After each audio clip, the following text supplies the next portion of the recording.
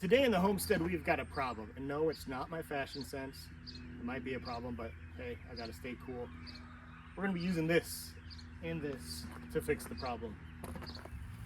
Well, welcome back to Castle Rock Farm and Homestead today, where we got a problem. It's a problem for me. Most people in the homesteading / farming community are gonna call it a first world problem. We got too much grass. You can see behind me, this stuff, it's all going to seed. It's starting to get a little bit brown, so it's starting to get into senescence. I mean, hopefully I didn't wait too long. But you can see the difference. You can see kind of a line right here.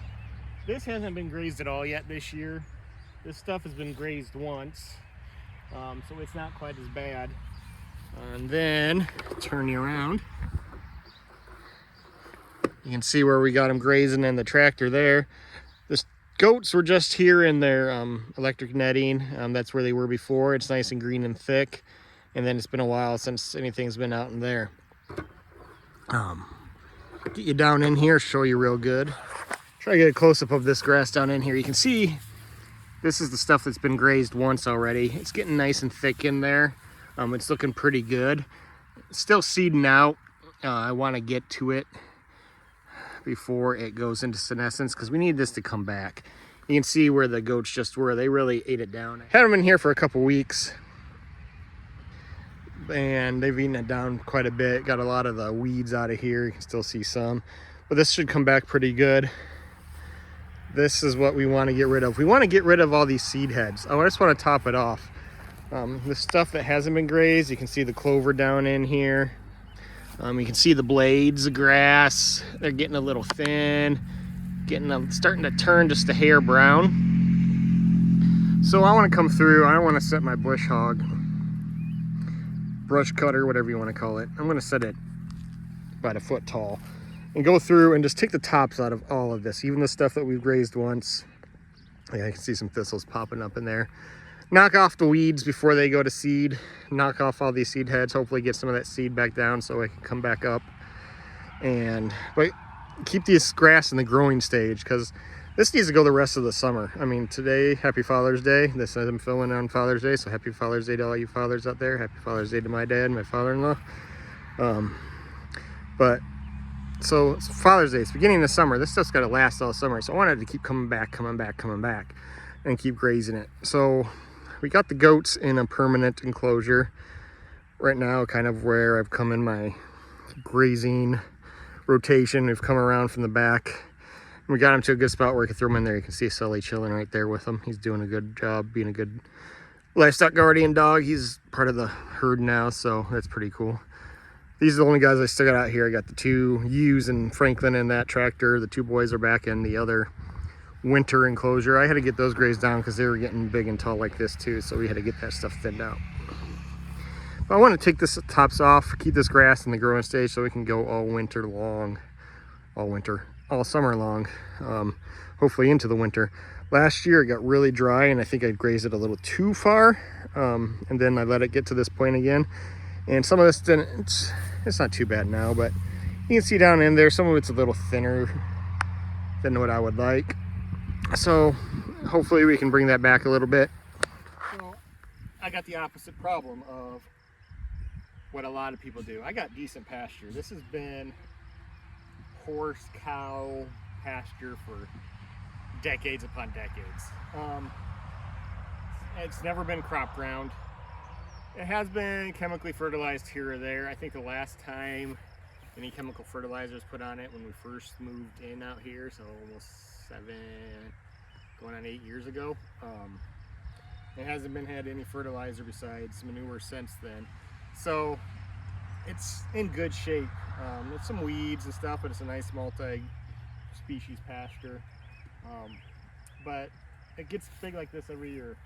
This is the part where I'm grazing my sheep and goats. The other part over there is where the renters run the cattle. I'm not going to mow that because the cattle are just out there. It's just more than I need.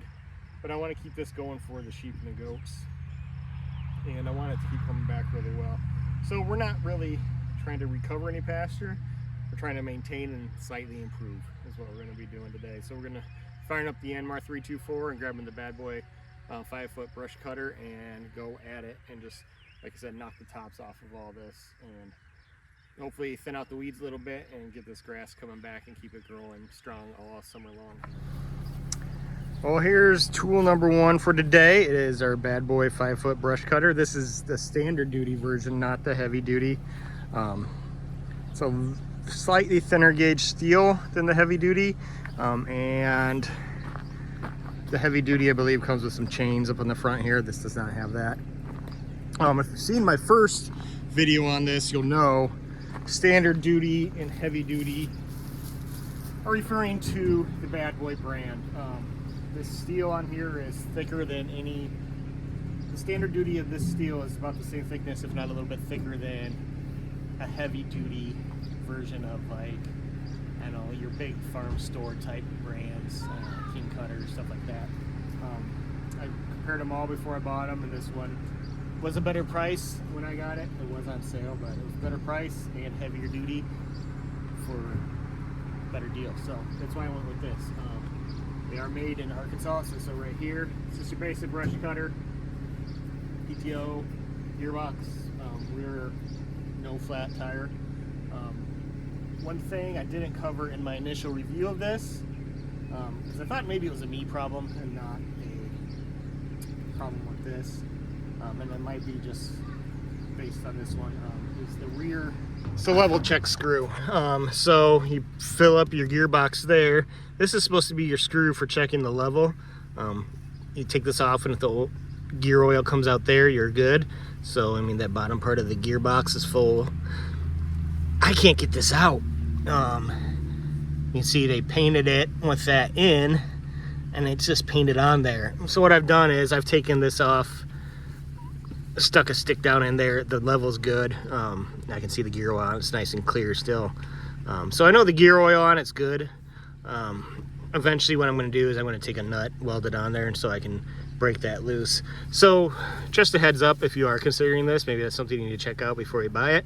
I'm not sure how that happened or why it won't budge, but get way in there. You can see the paint or powder coat. I don't know if it's, I'm assuming it's just paint. It's really kind of gooped up a little bit on top of that, so I think I just can't get that broke loose. So I have to get some heat on it, or get the, like I said, weld the nut on there. Use that, it should come loose. But like, I'm not worried. Like I said, I've stuck the stick down in there. Plenty of gear oil in there. Just judging by like pulling out and holding up, it's at the level it needs to be, so that's good to go. And then from my updated, you can see I might not even had it on my updated video. I threw the quick hitch adapters on there, so you can run this with a quick hitch. It's got its little pivot up here. Somebody commented on one of my videos, I haven't responded to that, but it does have a little pivot here so it can ride the bumps. So yeah, we'll get my quick hitch hooked up to this on the Yanmar 324, 25 horse. It's considered a subcompact, but it's a big subcompact. Yeah, there's Sully and the goats. Big subcompact, so it can handle this no problem. 5 foot, it had no issues at all if you've seen my first videos on it. So like I said, we're just going to be topping out some of the stuff in there, so I'm not worried about it at all today.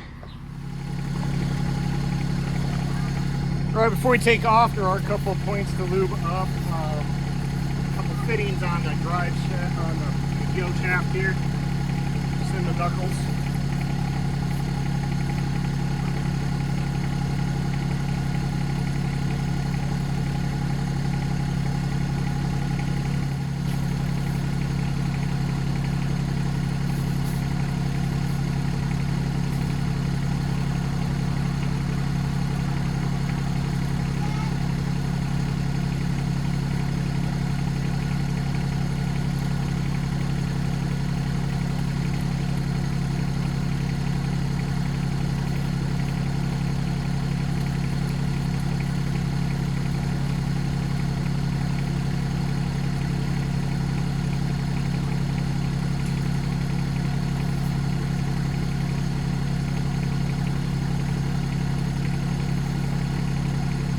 You only got one of the 90-degree fittings here, so should be able to get that on here, no problem.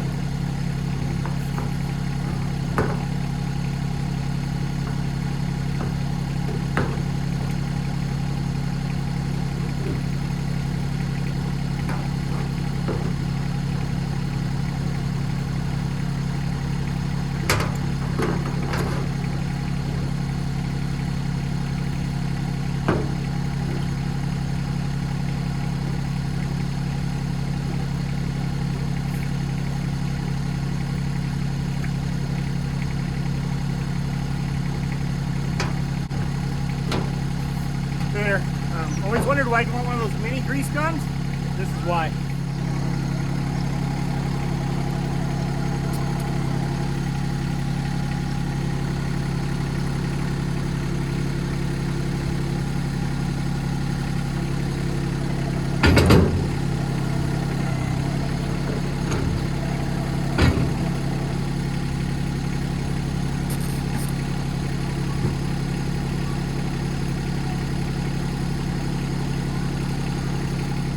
I'm gonna go ahead and hook up the PTO shaft here before I connect the top link. Only use this 2 or 3 times, so I'm still a beginner, so don't get your advice or techniques from me. I've got that on there now. It's kind of a pain in the butt getting in there. I like to use this part of the little extender for the top link because the hook doesn't really get in there. So we get that on there, and then we can adjust the angle of our top link and get our pitch on our brush cutter right.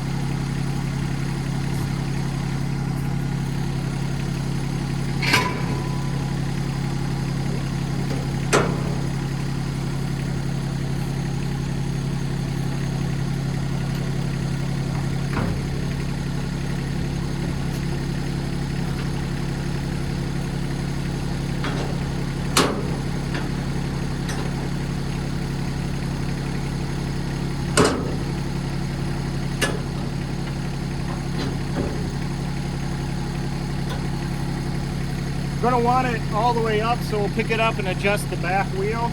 It's just another pin, and then we'll make sure we got our pitch the way we want it.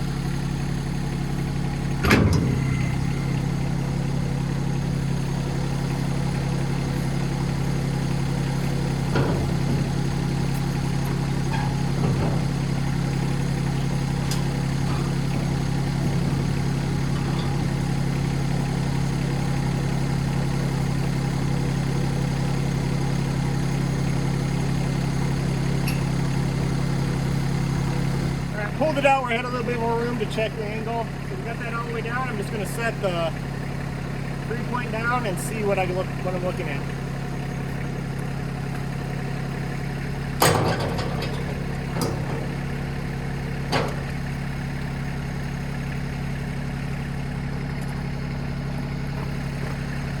I want a little rake like it's got. Might have just a tad too much. So I'm going to adjust my top link out a little bit longer to raise that front up just a hair. Right now I got that where I want it. You can see I got it pretty high. Like I said, I want to leave most of the grass. I just want to take the tops out. If you're wondering what I used for a toolbox, got an old ammo can. I just made a little bracket and screwed it onto the back of the seat. Works pretty good.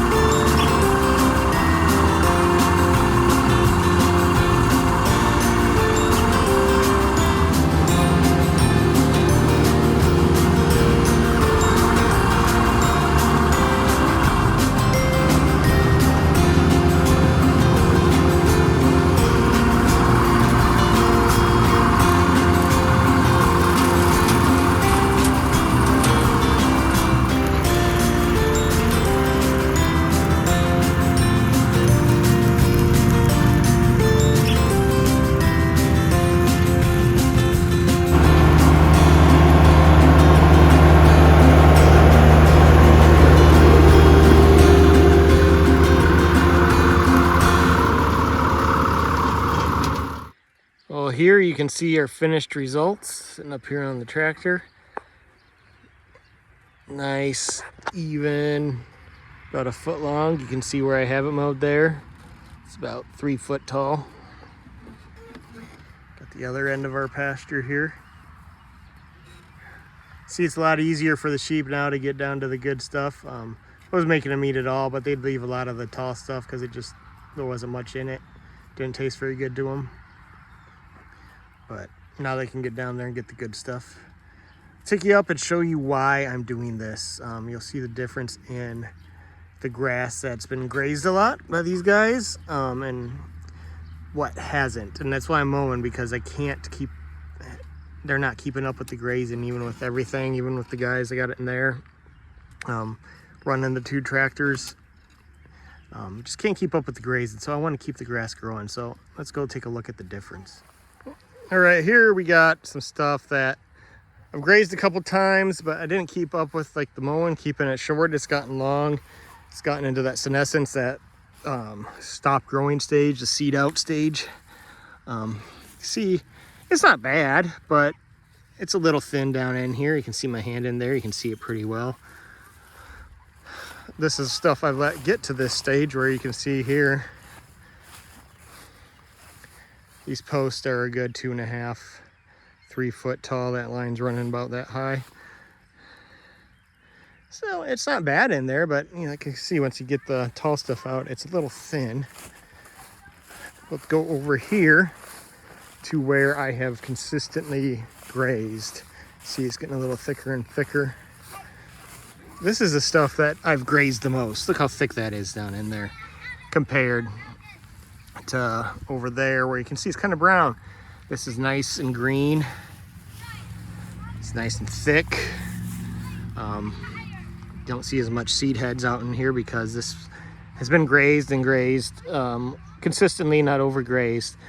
So this has gotten nice and thick and continues to grow. So that's the whole point of this, is to keep everything in that growth stage. So that is going to start looking more like this, and I can keep running them through here consistently through the summer and hopefully into the fall and winter. So I don't have to feed so much hay. That gets expensive. It gets to be a pain in the butt. The more I can keep them on this fresh green forage, the better. Well, thanks for joining us here in Castle Rock Farm and Homestead. I'm going to take you out with a little bit roadside mowing. I'm going to get this stuff real quick on the road while I got everything hooked up. If this is something you're into, like this video, please let me know. Please hit that button and subscribe to keep coming back, seeing more homestead farming stuff.